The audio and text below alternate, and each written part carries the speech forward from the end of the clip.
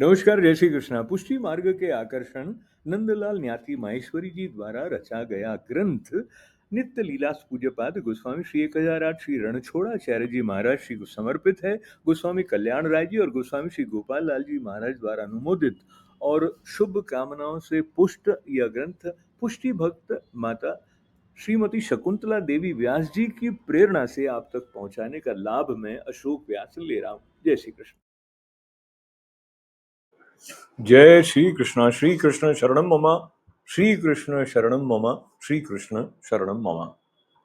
पुष्टि मार्ग के आकर्षण ग्रंथ का 9वां अध्याय, प्रेम का स्वरूप और गोपी प्रेम। भक्ति की परिभाषा। श्री महाप्रभु वल्लभाचार्य जी ने भक्ति की परिभाषा श्री नारद जी द्वारा विरचित पंचरात्र ग्रंथ में जो दी है उसे ही स्वीकार किया है। उसमें कहा गया है, महात्म्य ज्ञान पूर्वस्तु सुदृढ़ सर्वतोधिक स्नेहो भक्ति रीति प्रोक्त तेन मुक्ति न चान्यथा। इसका अर्थ इस प्रकार है, भगवान का महात्म्य ज्ञान होने के फलस्वरूप उनमें सबसे अधिक और कभी न हटने वाला दृढ़ स्नेह हो जाए, उसे भक्ति कहा गया है। ऐसी भक्ति से मुक्ति प्राप्त होती है और अन्य प्रकार से नहीं प्राप्त होती। तो भक्ति के लिए भगवान में सुदृढ़ स्नेह या प्रेम होने की आवश्यकता स्पष्ट है। इसलिए प्रेम का स्वरूप जानना आवश्यक हो गया। श्री ठाकुर जी की सेवा में श्री वल्लभ इसलिए अत्यधिक बल इसी प्रेम पर देते हैं। इस प्रेम का सर्वोच्च आदर्श ब्रज भक्त गोपियों में ही मिलता है। इसलिए पुष्टि मार्ग की गुरु गोपियां हैं। विश्व के इतिहास में गोपियों जैसे भगवत प्रेम की समता नहीं मिलती। इसलिए श्री वल्लभ कहते हैं, सेवा रीति प्रीति ब्रजजन की जनहित जग प्रगटाई। पुष्टि भक्ति की दृष्टि से इसलिए श्री वल्लभ के अनुसार हमें गोपी प्रेम के आदर्श की ओर उन्मुख होना ही होगा। तो आइए गोपी प्रेम का रहस्य जानने से पूर्व हम प्रेम तत्व पर कुछ विचार करें। प्रेम का स्वरूप। प्रेम वस्तुतः वाणी की वस्तु नहीं। वाणी द्वारा वर्णन से तो प्रेम का अत्यंत स्थूल बाहरी रूप ही सामने आता है। प्रेम रहता है हृदय में और प्रेमास्पद को प्रेममय बना देता है। प्रेम में निज स्वार्थ के लिए तनिक भी जगह नहीं है। कुछ भी पाने की वासना प्रेम को कलंकित कर देती है। तो प्रेम में देना ही देना है, लेने या पाने की कल्पना भी नहीं। प्रेम सदा बढ़ता ही रहता है। प्रेमी कभी मान ही नहीं सकता कि मुझ में पूरा प्रेम है। वो सदा अपने में त्रुटि ही देखा करता है और अनन्य भाव से प्रेमास्पद के प्रति सदा हृदय को आकृष्ट रखता है। गुण देख अथवा किसी आशा से किया गया प्रेम गुणों का रास देखते ही अथवा आशा भंग की आशंका होते ही घट जाता है या नष्ट हो जाता है। वो वास्तव में प्रेम ही नहीं है। वहां काम को प्रेम का नाम दिया जा रहा है। सर्वथा ध्वंस रहितम सत्यपि ध्वंस कारणे यद भाव बंधनम यूनो स प्रेमा परिकीर्तितः। इसका अर्थ है, नाश का कारण वर्तमान होने पर भी जो सर्वथा ध्वंस रहित है, इस प्रकार के परस्पर के भाव को प्रेम कहते हैं।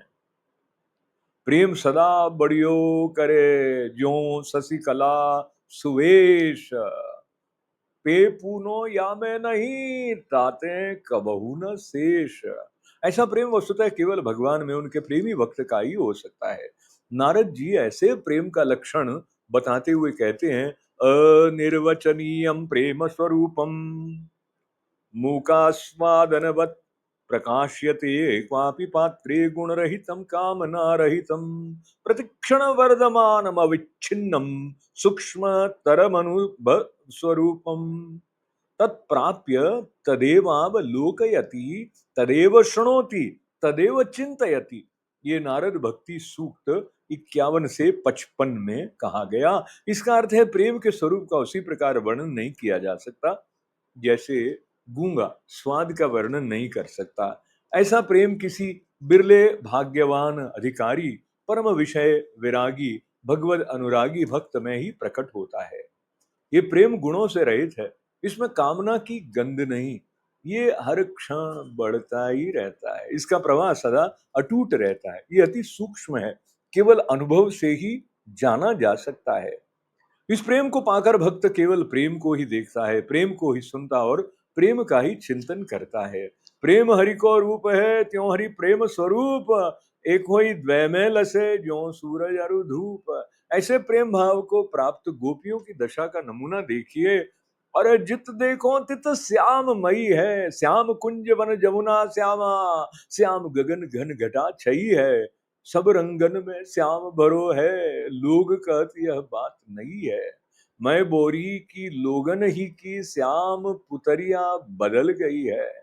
कजरारी अखियान में बस्यो रहत दिन रात, पीतम प्यारो हे सखी, ताते सांवर गात। कितने रहस्य की बात है। गोपी की कजरारी आंखों में केवल श्री कृष्ण ही बसते हैं।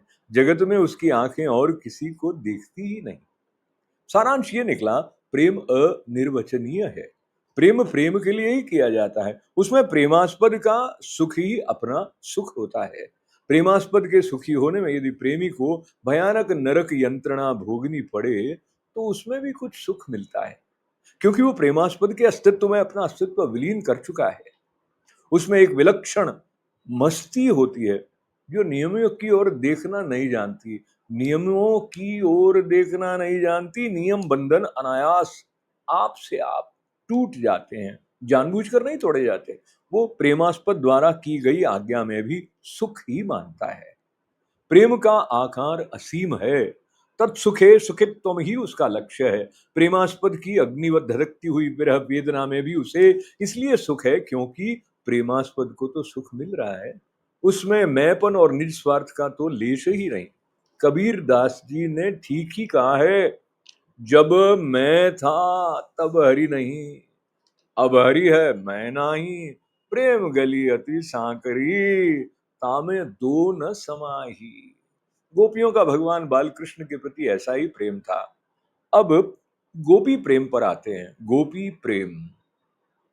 गोपी प्रेम में राग का अभाव नहीं है, परंतु वो राग सब जगह से सिमट कर मुक्ति और मुक्ति के दुर्गम प्रलोभन पर्वतों को लांग कर केवल श्री कृष्ण में अर्पण हो गया है।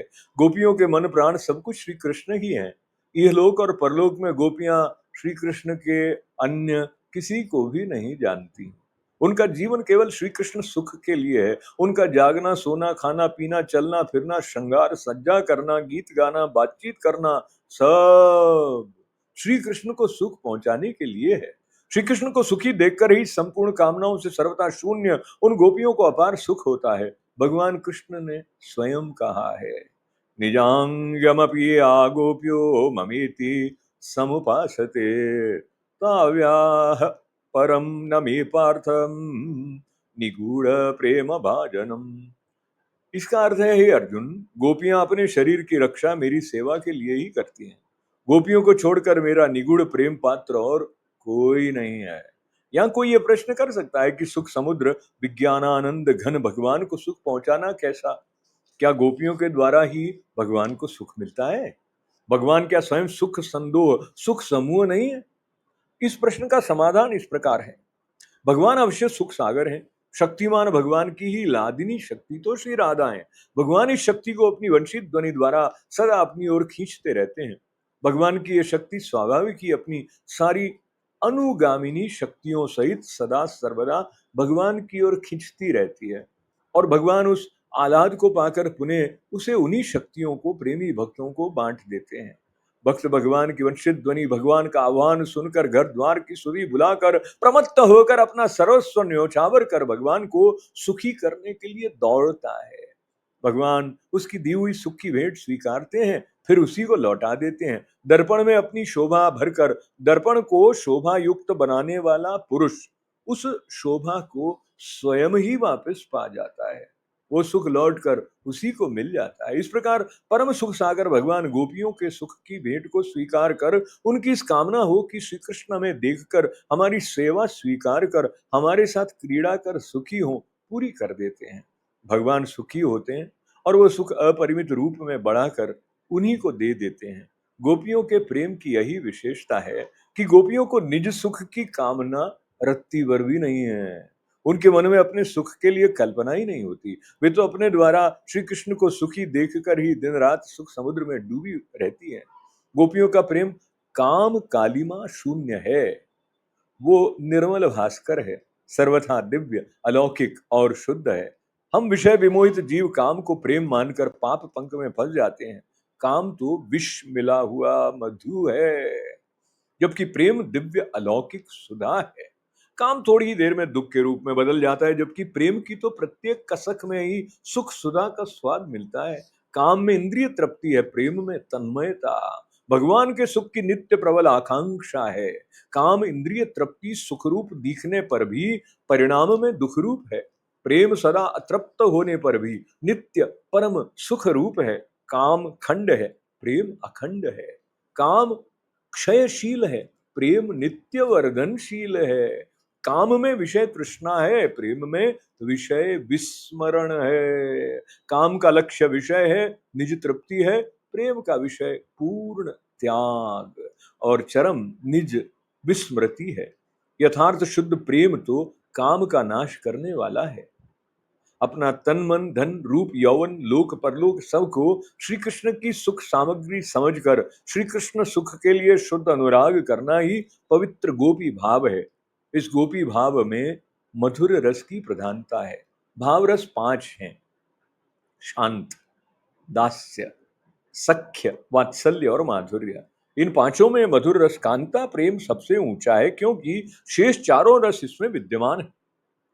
इसलिए ब्रह्म संबंध दीक्षा प्रकरण में इस दीक्षा को जीव का ब्रह्म के साथ एक प्रकार से विवाह ही कहा गया। और श्री सूरदास जी के इन शब्दों द्वारा भज सखी भाव भावुक देव भावात्मक प्रभु को सखी भाव से भजने सेवा आदि करने की बात कही गई। शांत रस में भगवान ऐश्वर्यशाली हैं, भक्त दीन है। दास्य भाव में भगवान स्वामी है, भक्त सेवक है। सेवक तुल्य भक्त को भगवद सेवा कर्तव्य है। पुष्टि मार्ग में प्रवेश इसी दास्य भाव से प्रारंभ है। अन्य भाव विकसित होने पर भी यह दास्य भाव तो बना ही रहेगा। वात्सल्य, सख्य और माधुर्य में क्रमशः भगवान अधिकाधिक निज जन है, अपने प्यारे हैं, प्रियतम है। इनमें भगवान ऐश्वर्य को भुलाकर, विभूति को छुपाकर पुत्र सखा या कांत रूप से भक्त के सामने साक्षात प्रकट रहते हैं। कांता भाव माधुर्य रस सर्व प्रधान है। इसमें पिछले रसों का भी पूर्ण समावेश है।